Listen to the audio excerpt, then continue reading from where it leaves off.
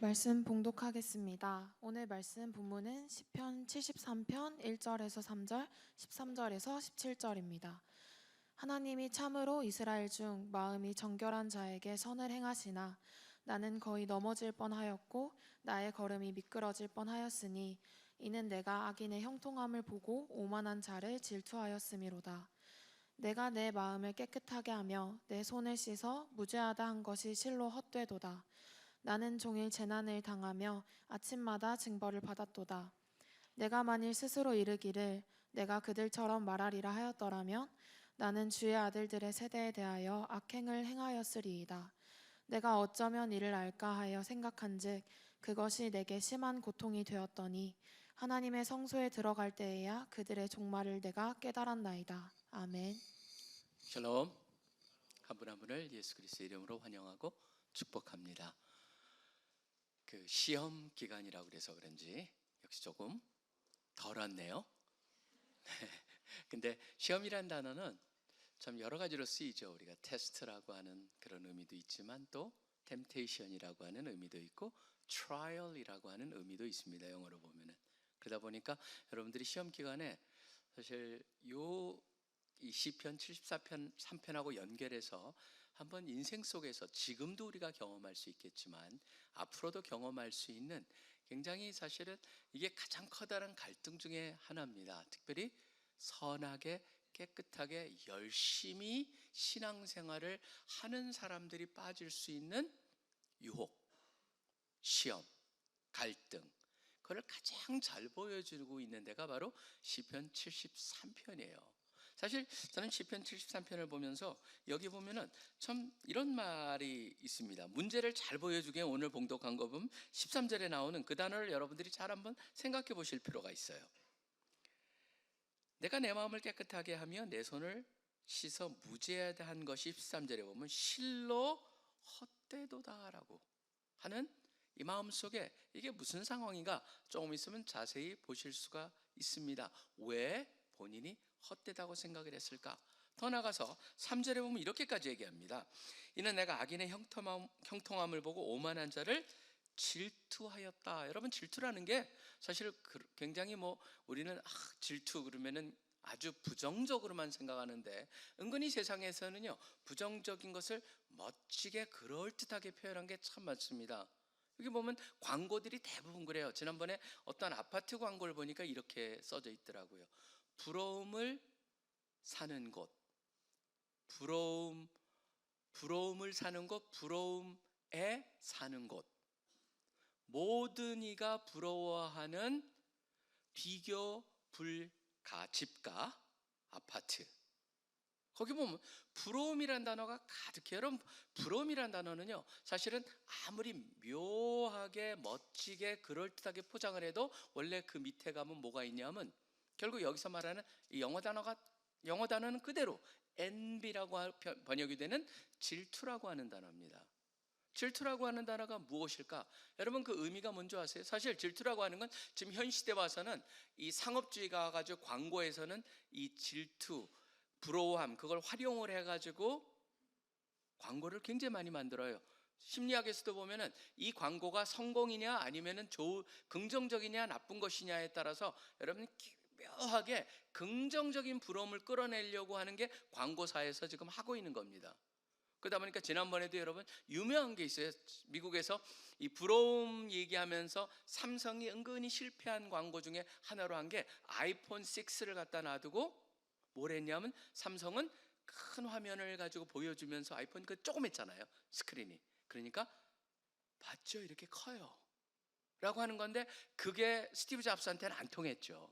여러분 보시면 그것도 은근히 뭡니까? 다른 것을 대조함으로써 부러움을 자아내가지고 사람들을 바꾸려고 했지만 굉장히 그게 실패한 광고로서 어디에 제가 언급되는 걸 보았습니다. 제가 왜 부러움을 얘기하냐면 원래 이 부러움, 질투 이것은 중세시대만 해도 사람들을 멸망에 이르는 7가지 죄 중에 하나입니다. 근데 지금 우리 21세기를 살아가고 있는 우리한테는 당연한 것, 괜찮은 걸로 언제 자리매김을 했다라고 하는 거예요. 자, 그럼 부러움이 뭡니까? 질투가 뭡니까? 그 의미를 그대로 따져보면요, 내가 그 사람 삶을 살고 싶다라고 하는 거예요. 거기서 나오는 파생적인 그 자체는 문제가 없는 것 같죠? 근데 그것 때문에 인한 파생에서 나타나는 부정적인 게 뭡니까? 내가 내 삶에 있어서 즐거움을 못 느끼게 만들어버려요. 모든 삶에 있어서 기쁨과 즐거움을 나의 삶의 걸 뺏어가는 게 그 사람의 삶을 살고 싶다라고 하는 순간부터 빼앗기고 있다라고 하는 것이죠. 사실은 저는 우리나라에서 우리나라 사람들의 특성 중에 얘기하는 게 뭐 있죠? 배고픈 건 참아도 배 아픈 건 못 참는다. 사실 그러다 보니까 그런 것들이 묘하게 섞여가지고 사회 속에 보면은 사실 이 부러움, 질투 이 자체가 아주 부정적인 열매로 나타나는 것을 볼 수가 있습니다. 자, 여기에 보면 시편 저자가요, 바로 그걸 얘기하고 있어요. 내가 부러움에 질투에 빠져버렸었습니다. 우리 인생을 살아가면서 이런 케이스가 참 많다고 생각해요. 특별히 이런 얘기를 합니다.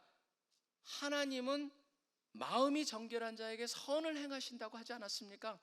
7편편 1절에 그렇게 나와 있어요. 마음이 정한 사람들에게 선을 행하는데 13절에 보면 내가 내 마음을 깨끗하게 하면 내 손을 씻어 무죄하다 한 것 실로 헛되다. 무슨 말이에요? 하나님은 선한 사람한테 선을 행한다고 그랬는데 나는 선하게 살거든요. 근데 모든 게 헛되게 느껴져 버렸어요 라고 하는 거예요. 신앙생활 열심히 하고 교회도 열심히 다니고 그 다음에 귀한 일도 많이 한다고 하는데 왜 나는 이럴까요? 라고 하는 질문. 그렇게 살지도 않는데 왜 저 사람은 잘 풀릴까요? 라고 하는 그런 상황을 우리가 느꼈을 때 바로 그 순간에 우리한테 다가올 수 있는 그런 영적인 시험을 여기서 잘 보여주고 있습니다. 근데 그런 마음을 가지고 했을 때 그 터닝 포인트가 있어요. 여기 보면요 17절이에요 17절에 보면 이렇게 되어 있습니다. 그런 마음을 가지고 굉장히 힘들어 하는데 바로 17절에 보면 하나님의 성소에 들어갈 때야 라고 하는 그 표현이 나옵니다. 그러니까 성소에 들어가면서 모든 게 바뀌어졌다라고 고백을 하고 있어요. 과연 성소에서 무슨 일이 일어난 것일까? 성소는 21세기 우리랑 생각해 보면 어떤 것일까? 그 다음에 그 속에서 이 시편 저자의 마음이 어떻게 무엇 때문에 어떻게 변하고 있는가를 우리가 한번 보면서 우리도 그러한 갈등과 그러한 시험 속에서 과연 어떻게 극복할 수가 있는가, 그걸 한번 배우는 그런 시간이 되기를 간절히 소원합니다. 첫째 뭐냐면요, 성소에 들어가면서 또 이 안에 흘러나오는 걸 통해서 첫 번째 우리가 모두가 그런 생각과 그런 마음과 그런 시험에 들 때 첫째로 해야 되는 게 뭔지 아십니까?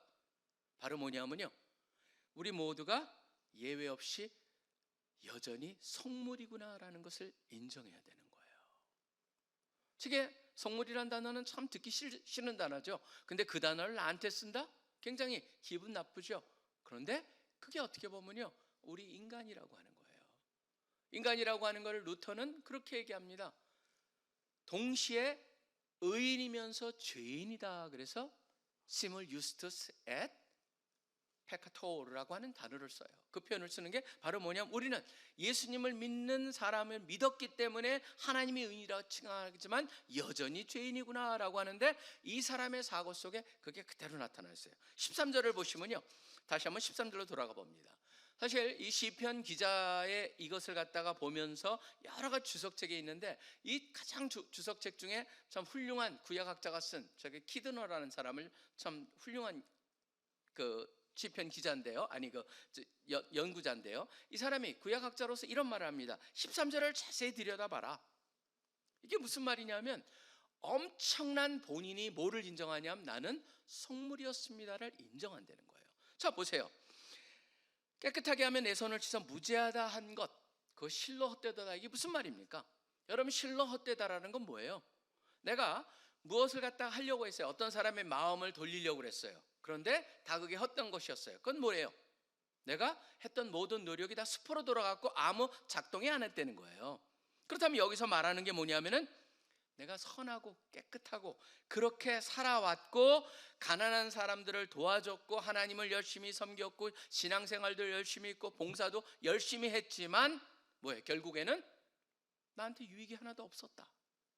그거를 보면서 그걸 인정하면서 결국 뭡니까? 내가 하나님을 섬겼고 가난한 사람들 도왔고 봉사했고 그런 모든 것들을 다 헛것이었다라고 느끼는 것 자체가 뭐예요?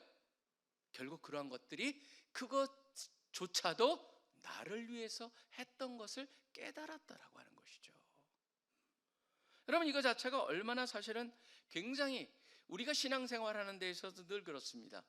기도하는 데 있어서도 하나님을 찬양하는데 하나님께 감사하다고 하는 것도 하나님을 찬양하면서도 우리의 초점이 어디 있습니까? 하나님이 이걸 해주셔서 감사하고 저거를 나한테 주시니 감사하고 이렇게 만들어 주시니 감사하고, 그게 우리의 감사의 초점이고 찬양의 이유가 됐을 때 우리는 잘 생각해 본다면은, 잘못하면은 우리 하는 모든 행동들이 결국은 뭡니까?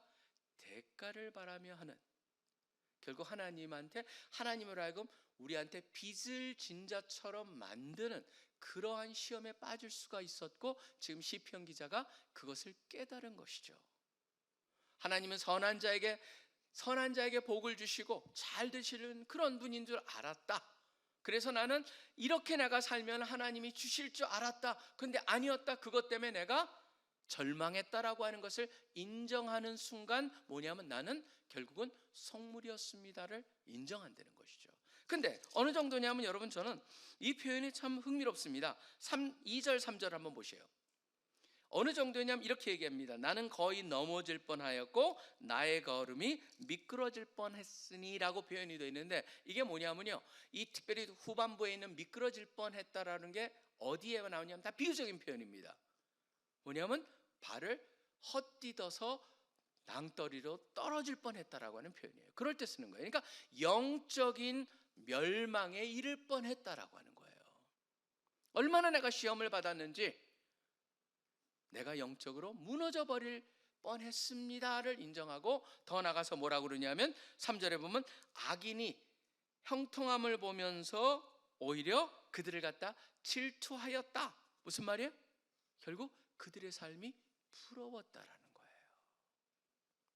저는 이 속에서 다시 한번 우리가 한번 생각을 해보자고 하는 것은, 결국 그런 마음이 들 때 우리가 기억해야 되는 가장 중요한 것은 뭐냐면, 항상 하나님 앞에 나갈 때 그렇습니다. 주님, 나는 아직도 그러한 성물 근성이 남아있다라는 걸 인정합니다 라고 하는, 거기서부터 시작을 했을 때 나의 온전한 모습을 보면서 그 속에서 시작하는 것이 바로 시편 기자가 그것을 극복하는 첫 번째 단계였고, 우리 모두도 늘 기억해야 되는 것, 바로 그러한 요소들이 있다라는 것을 깨닫고 그것을 극복하고자 하는 그런 노력이 우리 가운데 있어야 한다는 것.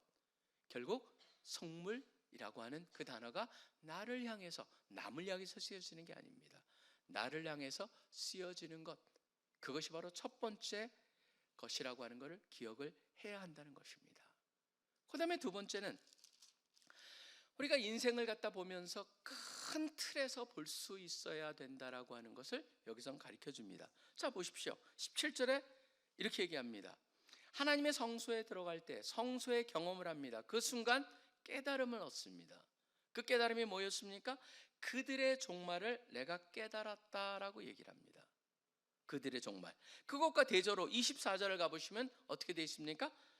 주의 교훈으로 나는 어떻게 돼요? 나를 인도하시고 후에는 영광으로 나를 영접하리니라고 되어 있습니다.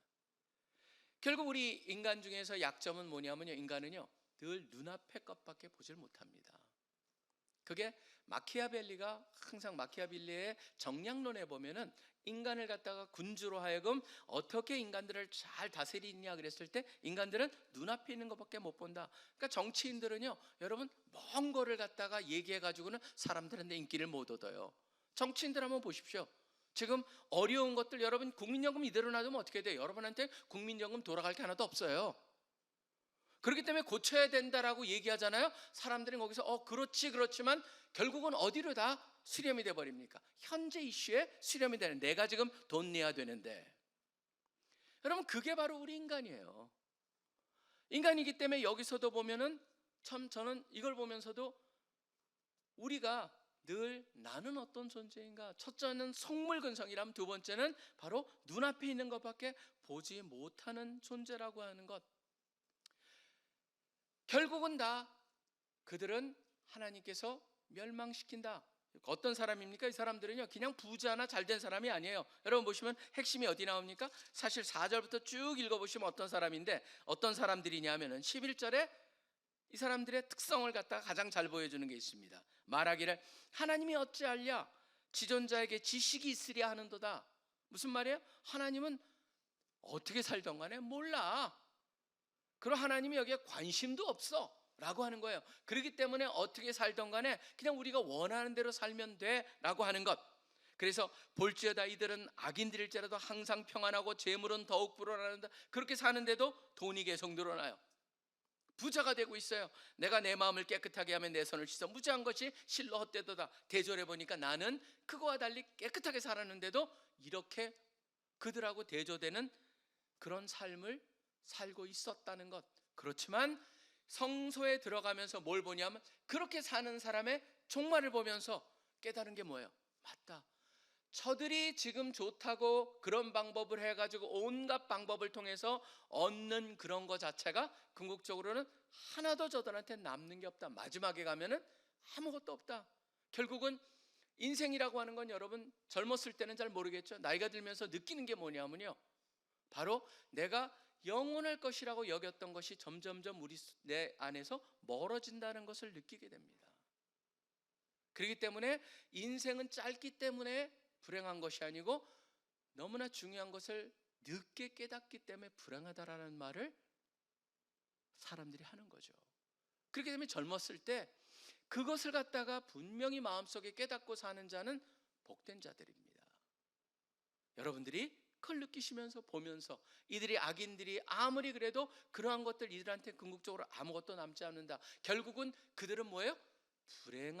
질시의 질투의 대상이 아니고 부러움의 대상이 아니고 무슨 대상이 돼야 됩니까? 하나님을 모른 채 살아가면서 제멋대로 살아가면서도 부자가 되는, 그렇게 잘 되는 것 같이 보이는 그들이 질투의 대상이 아니고 뭐예요? 결국은 동정의 대상이 돼야 된다는 걸 깨닫는 순간이죠. 그들의 종말을 보면서. 그리고 그거를 어디랑 연결해 보면요, 참 흥미롭습니다. 20절에 보면 이렇게 연결합니다. 주여 사람이 깨뇌는 꿈을 무시함 같이. 결국 그게 뭐예요? 자다가 꿈을 깨는 순간, 그때랑 비교하고 있어요. 여러분 그런 꿈 많이 꿔보셨죠? 막 누구한테 쫓겨가지고 막 두려워서 막 해가지고, 여러분 그럴 때는요 꿈인데도 발이 막 움직여요. 그러다가 딱 깼어요. 그래 보니까 멀쩡해요 내가. 그럴 때 이런 것도 있겠지만 뭐예요? 기가 막히게 느껴지죠. 그렇게 현실 감각 있게 느껴졌는데, 때로는 뭔가 저도 그런 게 있어요. 깨고 싶지 않은 꿈이 있었어요. 그런 거 여러분 가끔 꾸죠? 하긴 너무 좋아가지고 그냥 거기 있었으면 좋겠는데 막상 딱 깨보니까 뭐예요? 그게 아무것도 아니었구나, 현실이 아니었구나를 느꼈을 때. 그러니까 여러분 보시면 여기서 지금 시편 기자가 무슨 얘기를 하는 거예요? 부러워했고 질투했고 그 다음에 그렇게 사는 사람들, 그거에 비교했을 때 나는 얼마나 대조하면서 불행했는가 느꼈지만 마치 뭐예요? 깨닫는 순간이 꿈을 깨는 순간같이 되어버렸다라고 하는 것을 얘기하는 것이죠. 궁극적으로 그들의 종말을 보고 나의 미래 축복을 보면서 정신을 차릴 수가 있었다. 결국 첫 번째는 속물근성이라는 것을 인정하면서 인생을 갖다가 큰 틀로 보면서, 더 나아가 세 번째는 뭐냐면요, 세 번째는 은혜의 의미 속에 빠져드는 것, 바로 은혜의 의미를 다시 한번 회복하는 순간이 바로 이 시편 기자한테는 굉장히 중요한 회복의 순간이었습니다. 자, 21절에서 24절 한번 보시기 바랍니다. 이렇게 얘기를 합니다. 내 마음이 산란하며 내 양심이 찔렸나이다. 내가 이같이 우매무지함으로 주 앞에 짐승이오나 내가 항상 주와 함께하니 주께서 내 오른손을 붙드셨나이다. 여기 보면 흥미로운 게 바로 이 표현입니다. 우매무지함으로 주 앞에 짐승이오나. 뭡니까? 본인이 생각했던 본인의 사고 모든 것을 보니까 이거는 짐승하고 똑같더라는 거예요. 무슨 말이에요? 결국은 짐승이라고 말하는 건 뭐냐면 본능대로 움직인다는 겁니다. 짐승과 사람의 차이는 뭐예요? 짐승은 본능대로 움직이지만 사람은 이성이라는 걸로 본능을 이겨내려고 노력을 한다라는 면에서 차이입니다. 그렇기 때문에 사람 보고 짐승 같은 짐승보다 못하다라고 하는 건 바로 뭐예요? 본능에 의해서 살아가는 그러한 존재를 얘기할 때 우리가 쓰지 않습니까? 결국 그런 것을 가지고 자기가 그렇게 부러워했었고 질투를 느꼈고 그것 때문에 자기가 힘들어했고 하나님을 향해서 거의 믿음을 버릴 뻔했다라고 하는 것을 자기의 모습을 보면서 뭐라고 얘기하냐면 주님, 제가 짐승 같은 존재였습니다. 그런데 더 놀라운 게 있어요. 그 다음에 그럼에도 불구하고 뭐예요? 내가 항상 주와 함께하니 주께서 내 오른손을 붙드셨나이다. 무슨 말이에요? 그런 존재임에도 불구하고 하나님께서 나를 오른손을 붙드셨다. 무슨 말이냐면 나를 놓지 않으셨다는 거예요. 그런 존재임에도 불구하고 하나님께서 나를 붙들고 계시는군요 라고 하는 것을 느끼는 거예요. 그러면서 그 속에 감사함으로 펼쳐지는 것이죠. 사실 이 자체가 저는 어떻게 하다 이런 것을 느꼈을까, 그 다음에 어떻게 우리가 느낄 수 있을까라고 하는 것을 생각해 보게 됩니다. 왜냐하면 이것을 느끼며 그 안에서 살아가는 건 너무나 중요한 겁니다. 근데 여기 보면 힌트가 아까 있었죠. 성소에 들어갈 때였어요. 성전에 들어간다면 여기 물론 그냥 교회 그렇게 말할 수는 없습니다. 여기 원래 이 자체는 뭐냐면 더 제루살렘 템플입니다. 바로 예루살렘에 있는 그 성전, 바로 이 앞에 보면은 그 성전을 말하거든요. 그 성전에 갔을 때 이걸 느꼈다는 거예요. 내가 하나님이 지속적으로 이러한 존재임에도 불구하고 나를 놓지 않으시고 붙드시는구나, 이 은혜를 체험하였다라고 하는 것 자체가 성전, 바로 어떻게 그것을 느낄 수가 있겠느냐라고 했을 때 성전에 가면은요 뭐가 있었습니까? 여러분 보시면 성전에 수많은 사람들이 있었을 거예요. 수많은 사람들이 있으면서 그 속에서는 제사가 진행이 되고 그 동물들을 잡아가지고 하나님께 드리면서 뭡니까? 거기가 속죄가 일어나는 곳이에요. 그런데 지금 우리 같은 경우는 21세기에 살면서 예루살렘 템플이라는 것은 존재하지도 않고 그걸 다시 세우자, 어떤 사람은 문자 그대로 세워야 된다라고 주장하는 사람도 있지만 그걸 과연 여기서 얘기하느냐? 아니죠, 여러분. 잘 아시다시피요, 성전은요 지금 예수님께서 가르쳐 주신 분명한 성전이 있어요. 뭐라고 얘기하십니까? 예수님께서 성전을 깨끗하게 하시면서 너희가 이 성전을 무너뜨리라, 내가 3일 만에 세우겠다고 하시잖아요. 결국 성전을 갖다가 지금 우리 신약시대 21세기에 사는 우리 성전은 결국 성전이 누구예요? 예수님이에요. 예수님이 머리시고 우리가 그 몸의 일부라고 하는 것, 그런 면에 있어서 저는요 이것을 느낄 수 있는 순간이 뭐예요? 바로 함께 믿는 사람들이 모이는 그 장소가 바로 예수님께서 거하시는 곳이기 때문에 그것이 성전이라고 하는 비유적인 성전이다라고 우리가 볼 수가 있어요. 결국 뭐예요?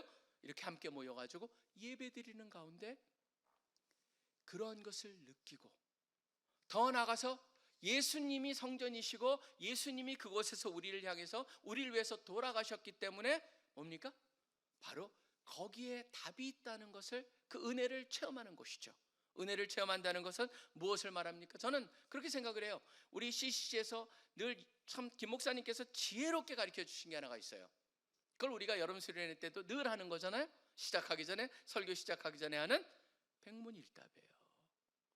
바로 예수님이 답인 거죠. 어떠한 질문에도 그분이 답이에요. 그분이 은혜를 베풀어 주셨고 그분 때문에 내가 지금 이 순간에 있으며 그분 때문에 내가 분명한 나의 인생의 좌표가 설정이 되고 그분 때문에 나의 인생의 가치가 결정이 되고 그분 때문에 내가 내 인생에서 역할, 사명, 비전, 모든 것들이, 내가 지금 공부하는 이유도 왜 공부를 합니까? 그분 때문에 공부하고, 내가 순장의 역할을 하는 것도 그분 때문에 그 순장의 역할을 하고, 내가 캠퍼스에서도 캠퍼스 복음화를 놓고 기도하는 것도 바로 그분 때문이잖아요. 근데 단순히 그분이 시켰기 때문이 아니죠. 바로 그분이 나를 위해서 얼마나 엄청난 일을 하셨는가. 바로 그분이 때문에 내가 존재한다고 한다면 결국 우리는 그분으로 인해서, 그분으로 인한 은혜 속에 빠져들 때, 그것을 생각할 때 자격 없는 내가 그렇게 됐다라는 것을 생각할 때 다시 한번 모든 것을 제자리를 찾게 만든다는 것이죠. 그게 마지막 네 번째입니다. 모든 것을 제자리를 찾게 하는 이유는 바로 뭐냐면 바로 예수님의 은혜, 하나님의 우리를 향한 사랑이 모든 것을 제자리를 찾게 만든다는 것을 기억해야 된다는 것입니다. 결국은 우리가 세상을 보면서 저도 가끔가다 그런 생각이 들어요. TV를 보면서도 뉴스를 보면서 제가 느끼는 건 저 사람은 저렇게 사는데 어떻게 저렇게 엄청난 일을 하고도 저렇게 뻔뻔하게 저럴 수가 있을까? 그러고 나서 무슨 거짓말을 해가지고 뭐 했는데도 다 거짓말한 게 밝혀졌음에도 불구하고 그것 때문에 정치인 하나는 자기가 얼마나 많은 모금이 되었는가를 갖다 후원금이 들어왔는가를 얘기하는 걸 보면서 느끼는 게 저게 바로 세상이네요.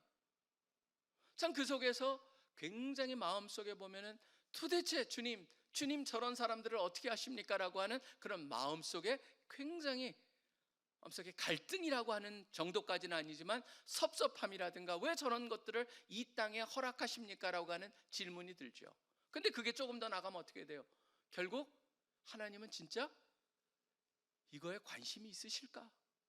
근데 여러분 잘 생각해 보십시오. 여기서 보면은 제가 왜 하나님의 사랑으로 모든 것을 제자리를 찾게 한다라는 건 바로 이것 때문에 그래요. 25절에 보면 이렇게 얘기합니다. 하늘에선 주 외에 누가 내가 있으리요 땅에서는 주밖에 내가 사모할 리 없도다. 무슨 말일까요?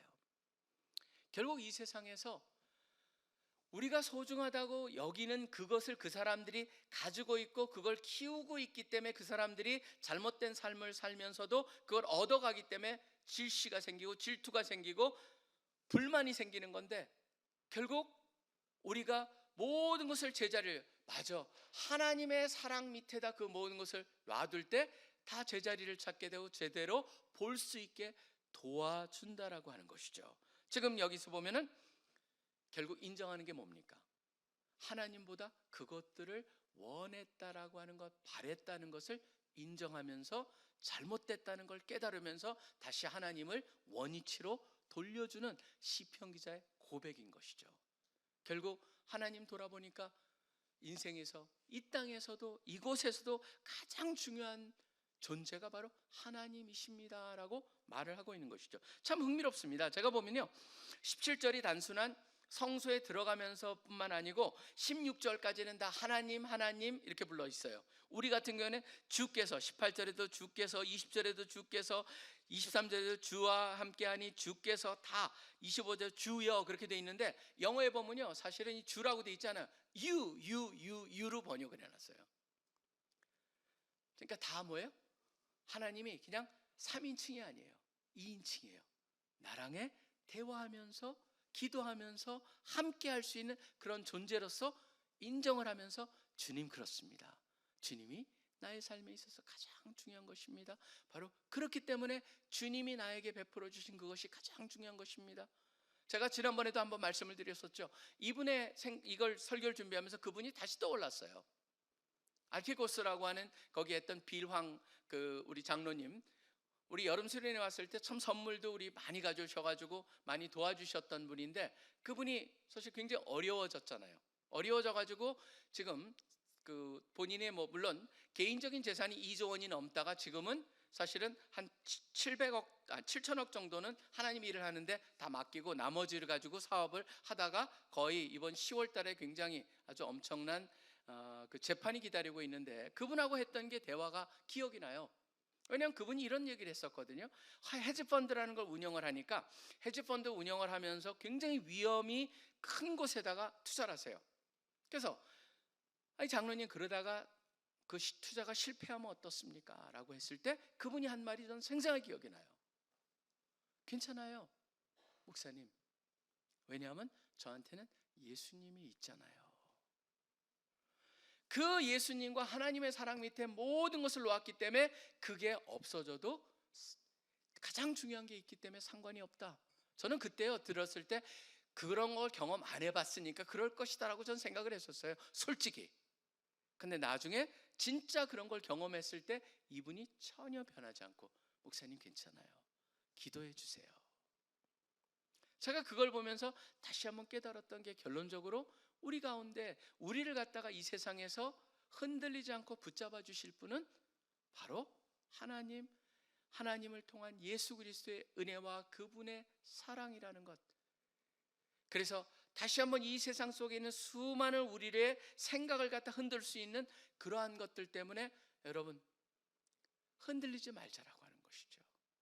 성물근성을 갖다가 인정을 하고 바로 하나님께서 진정 나에게 여기서 보면 은혜를 깨닫게 하시고 큰 틀에서 모든 것을 보게 하시며 하나님의 사랑 안에 모든 것이 제자리를 찾게 하는 그런 기도와 그런 대화와 그런 경험을 통해서 회복이 되는 그런 모든 것이 필요하다는 것입니다. 하나님의 사랑이라고 하는 것 사실 여러분 잘 아시는 찬송이죠. 사실 여기 보면 저는 이 찬송을 부를 때 왜 이것이 들어갔을까라고 하는 게 여러분 이거 스패포드라고 하는 그 시카고 굉장히 유명한 러이어였죠. 부인하고 딸 넷이 영국으로 가는 배를 타고 가다가 딸들 다 죽고 부인만 간신히 살았어요. 전보를 받은 게 뭐냐면 나만 살았다라고 하는 얘기였어요. 다시 부인을 갖다 데리러 배를 타고 가면서 그 딸 넷이 빠져 죽은 그 장소를 지나면서 지은 찬송이 바로 내 평생에 가는 길이라고 하는 찬송이에요. It is well with my soul. 근데 It is well with 내 영혼 평안해라고 우리 번역이 되어 있는데 이걸 읽다 보면요 그 순간을 갖다가 지나면서 썼다고 그러는데 다른 것들은 다 괜찮아요. 왜냐면 보십시오. 내 평생에 가는 길 순탄하여 늘 잔잔한 강 같든지 큰 풍파로 무섭든지 어렵든지 나의 영혼은 늘 편하다. 그것도 괜찮아요. 저 마귀는 우리를 삼키려고 입 벌리고 달려와도 주 예수는 우리의 대장더니 끝내 싸워서 이기리라. 시험도 이길 수 있다라고 그래요. 4절에 보면 저 공중에 구름이 일어나며 큰 나팔이 울릴 때 주 오셔서 세상을 심판해도 나의 영혼은 겁없다. 근데 흥미로운 건 3절이에요. 3절에 보면 이렇게 얘기하고 있어요. 내 지은 죄 주홍빛 같더라도 주 예수께 다 아뢰면 그 십자가 피로서 다 씻사 흰 눈보다 더 정하리라. 왜 이 고백을 하고 있을까? 근데 어떤 분이 이렇게 얘기하는 걸 보면서 와닿았어요. 본인의 죄가 깨끗하게 됐다라는 것과 이 모든 가정사의 비극하고 무슨 연결이 있을까? 여러분 보시면요 우리가 어려운 일을 경험하잖아요. 그러면 우리 스스로한테 어떤 게 나타나는 줄 아세요? 바로 내 죄 때문이라는 자책감이 들 수 있어요. 근데 스패포드는 무슨 얘기를 합니까? 내 죄는 다 하나도 빠지지 않고 십자가에서 다 해결되었다라는 것을 여기서 고백을 하고 있어요. 그 다음에 또 하나 하나님은 나한테 관심이 없지 않을까? 라고 하는 것. 아까도 그러지 않았으면 11절에 보면 지존자가 지식이 있으랴 알겠느냐? 라고 하는 그런 세상적인 생각이 우리한테 올 수가 있어요. 그런데 아니죠. 하나님께서는 무슨 말씀을 하실까요? 바로 얼마 전에 우리가 부활절을 경험하면서 십자가를 다시 떠오르게 만드는 것이죠. 내가 내 독생자를 그곳에 나도 바로 내 자녀를 잃어버린 것이다라고 하는 스패포드는 그런 생각을 너를 위해서 그랬다라고 하는 생각을 하지 않았을까? 그렇기 때문에 바로 내 평생에 가는 길에 내 죄가 주홍빛 같더라도 주 예수께서 다 아뢰면 그 십자가 피로서 다 씻으다 흰눈보다 더 정하리라라고 하는 그런 것을 자기의 곡을 쓰면서 그 가사가 들어가지 않았나 생각을 해보게 됩니다. 그렇습니다. 거기에 소망이 있습니다. 우리 모두가 다시 여러분 이 세상을 살아가면서 우리가 흔들릴 때 우리 내적인 가장 갈등이 왔을 때 다시 한번 여기 이 시편 기자가 한 것처럼 이 과정을 겪어가면서 그 안에서 그 믿음과 또 여러분의 신앙을 온전한 곳에 발을 놓고 일어서고 또 비상할 수 있는 계기로 오히려 삼으실 수 있기를 간절히 축원합니다. 기도하겠습니다. 하나님 아버지 감사합니다. 오늘 시편 기자의 좀 너무나 진솔한 고백을 통하여서 우리도 때로는 빠질 수 있는 그러한 참 너무나 우리 인간적인 그런 갈등을 우리가 간접적으로 또 때로는 우리가 정도는 다를지라도 그런 생각들이 스쳐 지나가고 때로는 빠져 있었음을 고백하고 돌아보고 또 앞으로는 그런 것이 닥쳤을 때 어떻게 우리가 극복할 수 있는가를 함께 생각해 보았습니다. 그렇습니다. 주님, 늘 우리는 부족합니다. 그렇기 때문에 그런 속물근성을 가지고 주님 앞에 나아갈 수 있다라고 하는 것을 늘 인정하면서 주님을 닮아가는 데 부족함 없게 하여 주시길 소원합니다. 우리 인생을 갖다가 큰 틀 안에서 볼 수 있도록 우리를 갖다가 단련시키고 훈련시킬 수 있도록 우리 생각도 점검하는 우리가 되게 하여 주시옵소서. 그리고 늘 우리가 부족할지라도 우리를 버리지 아니하고 놓지 아니하시는 하나님의 그 은혜를 감사하며 하나님에게 사랑 안에 그 밑에 모든 것에 이 세상에서 또 내가 소중하게 여기는 것까지도 제자리를 찾게 함으로써 흔들리지 아니하고 주님 앞에 나아갈 수 있는 우리 모두 되게 하여 주시옵소서. 감사합니다. 주님, 시험 동안에도 주님 시험을 잘 치를 뿐만 아니라 시험으로 인해서 우리가 또 어려워지지 않고 시험으로 인해서 시험에 들지 않도록 주님 잘 붙잡아 주시옵소서. 감사합니다. 주님을 찬양합니다. 이 모든 기도 예수 그리스도 이름으로 간절히 기도합니다.